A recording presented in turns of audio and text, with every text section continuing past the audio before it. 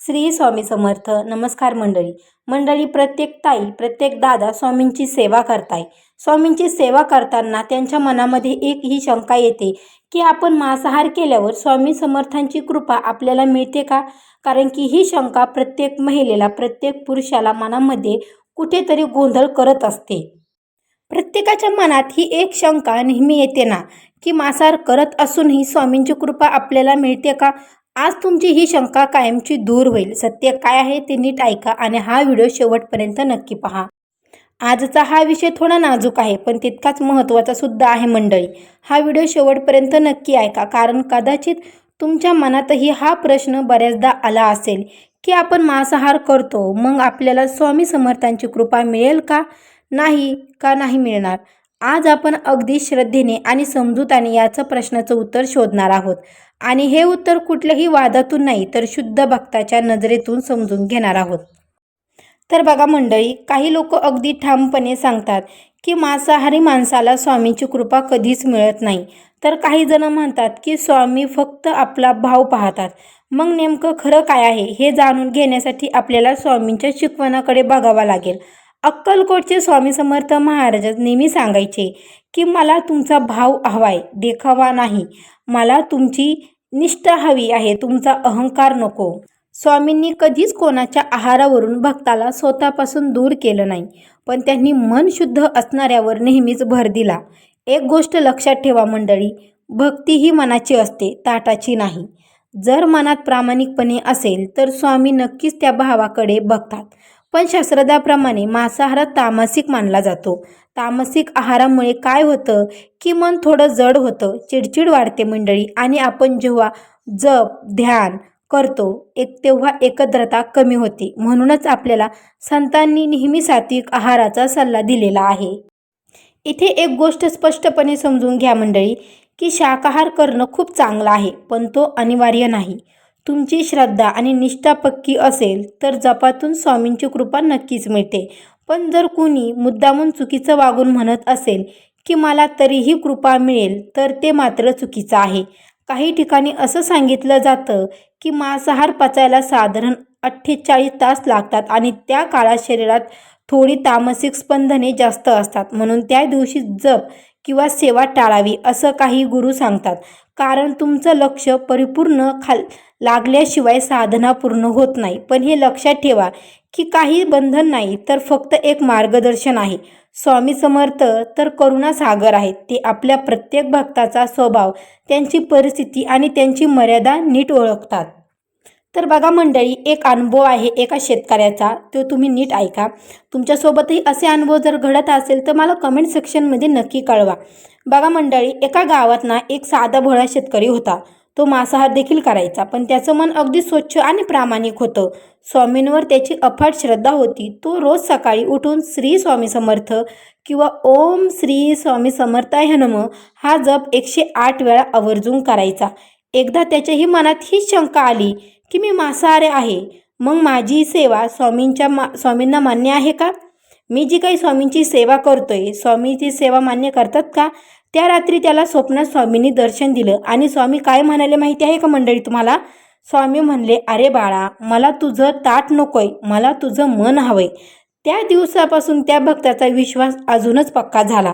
कारण की मंडळी, आपल्याला स्वामींनी स्वतः सांगितले, मला तुझं ताट नकोय, मला तुझी श्रद्धा, तुझा भाव आहे. आपलं जर मन शुद्ध असलं तर आपल्याला कुठलीही गोष्ट मिळेल. स्वामी देखील आपल्याला मिळतील, स्वामींचा आशीर्वाद देखील मिळेल. तर बघा मंडळी, आता प्रत्येकाच्या मनामध्ये हा देखील प्रश्न असेल की मांसाहार केल्यावर काय करावं? मांसाहार जर आपण करत असेल तर काय करावं? तर बघा मंडळी, या गोष्टीतून आपल्याला हेच समजतं की स्वामी आपल्याला बाह्य गोष्टीपेक्षा आपल्या अंतर्मन बघतात. पण आपल्याला जर स्वतःची प्रगती करायची असेल तर सात्विक मार्ग पकडणं हे नेहमीच आपल्याला फायद्याचं असतं. आता अनेक प्रश्न पडतो की ज्या दिवशी मांसाहार केलं त्या दिवशी काय करावं? काही जण घाबरून सेवाच बंद करतात. तर योग्य मार्ग असा आहे की जर त्या दिवशी मांसाहार झाला असेल तर संध्याकाळी छान स्नान करा, स्वच्छ कपडे घाला आणि शांत बसून नामस्मरण करा. मोठे किंवा जड पूजाविधी केले नाहीत तरीही चालतील, पण नामस्मरण कधीच सोडू नका, कारण नाम हीच खरी ताकद आहे. आता गुरुचरित्र वाचन हे खूप प्रभावी आहे मंडळी. श्री गुरुचरित्रामध्ये सुद्धा मनापासून केलेल्या भक्तीवर खूप भर दिलेला आहे. जर आपण दररोज पूर्ण अध्याय वाचू शकत नसू तर किमान काही ओव्या तरी नक्की वाचावा. त्याने मन शांत होतं आणि घरात चांगली ऊर्जा देखील येते. रोज सकाळी किंवा संध्याकाळी 108 वेळा जप करा. शक्य असेल तर माळेवर करा, नाहीतर मनातली मनात करा, पण तो रोज करा. नैवेद्य गोड पदार्थ ठेवा, कारण गोडवा म्हणजे प्रेम आणि प्रेम म्हणजेच की भक्ती. अन्नदान करणं स्वामींना खूप आवडतं, त्यामुळे शक्य होईल तेव्हा एखाद्या गरजू व्यक्तीला नक्की जेव. तर बघा मंडळी, बदल कसा करावा हे देखील मी तुम्हाला सांगणारच आहे. त्या अगोदर जर तुम्ही आपल्या चॅनेलवर नवीन असाल तर आत्ता लगेच सबस्क्राईब करा आणि बेल आयकनला सुद्धा प्रेस करा, म्हणजे व्हिडिओची नोटिफिकेशन तुम्हाला देखील मिळून जाईल. आणि हो, तुम्ही कमेंट सेक्शनमध्ये श्री स्वामी समर्थ लिहायला विसरू नका, जेणेकरून स्वामींची कृपा तुमच्या मुलांवर, लेकरा बाळांवरही नक्कीच होणार आहे. तर बघा, लक्षात ठेवा मंडळी, मांसाहार हा अडथळा नाही, पण तो तुमच्या साधनेत थोडा संथपणा आणू शकतो. म्हणून हळूहळू स्वतःला सात्विककडे वळणं चांगलं आहे. पण हे सगळं जबरदस्तीने अजिबातच करू नका, अगदी प्रेमाने करा.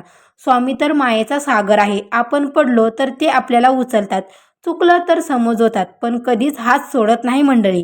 त्यामुळे स्वतःला दोष देऊ नका किंवा अपराधी वाटून घेऊ देखील नका. आजपासून एक संकल्प नक्की करा मंडळी. जर तुम्हाला वाटत असेल की मला हळूहळू मांसाहार कमी करायचा आहे, तर एक गोष्ट नक्की करा.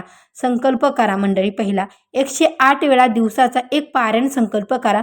त्या काळात मांसाहार पूर्णपणे बंद ठेवण्याचा प्रयत्न करा. स्वामींना सांगा, महाराज मला शक्ती द्या. प्रार्थना करा, म्हणजेच की जप केल्यावर मनापासून सांगा की माझ्या मनातली या इच्छा कमी होऊ दे, म्हणजेच की मांसाहार करण्याची इच्छा ही जी आहे तर ती कमी होऊ दे. शुद्धता, घरात कधीही मांसाहार झाला असेल तर घर स्वच्छ करा, अगरबत्ती लावा आणि नामस्मरण करा. नाम हेच मन शुद्ध करण्याचं औषध आहे. थोडक्यात सांगायचं झालं तर मंडळी, स्वामींची कृपा मिळवण्यासाठी सगळ्यात महत्त्वाचं आहे ती तुमची निष्ठा, तुमचं सातत्य आणि तुमचा प्रामाणिकपणा. तुम्ही काय खाताय यापेक्षा तुमचा भाव किती सच्च आहे हे स्वामी बघतात. तर या माहितीमुळे तुमच्या मनातील शंका दूर झाली असेल तर या व्हिडिओला नक्की तुम्ही लाईक देखील करू शकता. बघा मंडळी, काही जण असं करतात की सोमवारी नॉनव्हेज म्हणजेच की मांसाहार खात नाही, बुधवारी खातात किंवा रविवारी खातात, पण गुरुवारी टाळतात. पण जरी तुम्हाला वाटत असेल की आपल्याकडून कुठेतरी चुका होत्यात, तर तुम्ही काय करू शकता की तुम्ही मांसाहार जे आहे तर ते कमी प्रमाणात खाऊ शकता. जर तुम्हाला वाटतंय की आपल्याकडून पूर्णपणे बंद होणार नाही, तर तुम्ही हळूहळू प्रयत्न करा. स्वामींचं ध्यान करा, स्वामींचा मंत्र जप करा, कारण की मंत्र जपामध्ये जेवढी ताकद असते ना, ती इतर कुठल्याही गोष्टीमध्ये नसते. कारण की आपण जर एखादं नाम जप केलं दिवसभरामध्ये, तुम्ही एकदा स्वामी समर्थ, तीनदा स्वामी समर्थ असं जरी करत असाल तर स्वामी समर्थांची कृपा ही तुमच्यावर नक्कीच होते. कारण की स्वामींनी स्वतः सांगितलेलं आहे की मी तुझं ताट बघत नाही, मी तुझा भाव बघते.